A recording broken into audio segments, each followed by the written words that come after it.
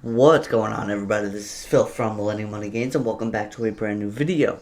If I sound a little bit different today, I am a bit sick. I did just have COVID. That's why I missed my last upload, so I do apologize for that.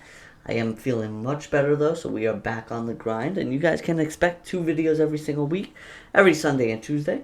In today's video, we are going to go over a dividend stock that seems to be trading at a pretty decent discount right now. Yes, a lot of dividend stocks is trading at a discount right now, but this one specifically I haven't really seen talked about too much here on YouTube. So we are going to be talking about it today. And without further ado, we're going to hop right into this video. If you guys can, just please make sure you smash that like button. And if you guys want to join the family, hit the subscribe button down below. And let me know what you guys think of this dividend stock. Now let's hop right into it. So the dividend play is Domino's Pizza, currently trading at $341.79 at the time I am making this video.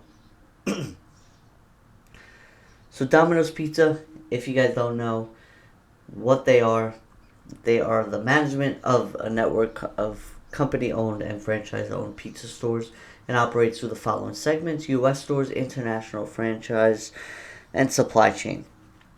The U.S. store segment consists primarily of franchise operations. The international franchise segment comprises of a network of franchise stores. The supply chain segment manages regional dough manufacturing and food supply chain centers.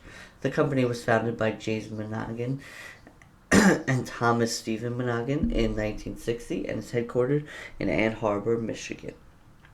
So, Domino's is currently down about almost 21% in the past year, and year to date they're down almost 40%. So pretty big discount here on this one.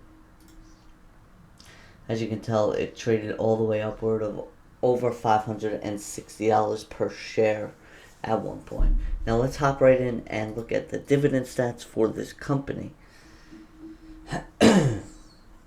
So they do have a small dividend yield of about 1.29%. They have an annual payout of $4.40 per share, with a payout ratio of a very modest 30%. They have a 5-year dividend growth rate of 19.63%, and they have dividend growth for the past 9 years. So pretty decent dividend stats there and dividend growth stats there. They do pay a quarterly dividend of $1.10 per share.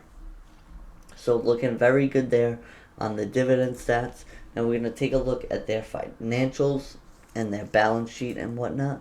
We're going to take a look at their shares outstanding, see if they're buying back any shares or if they're diluting their shareholders currently.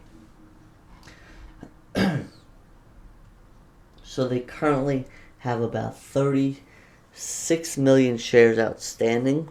Not that much at all. Pretty low. And it is down from about 43 in 2017. So they are buying back some shares. They're doing it at a small rate, but they did buy back a pretty decent percentage of shares that is total outstanding from a few years ago. So that is definitely something that's good to see there. We're gonna go take a look at their PE ratio, which is their price to earnings, which is currently around 26.65. So I don't think this one has dropped all it's going to drop so far.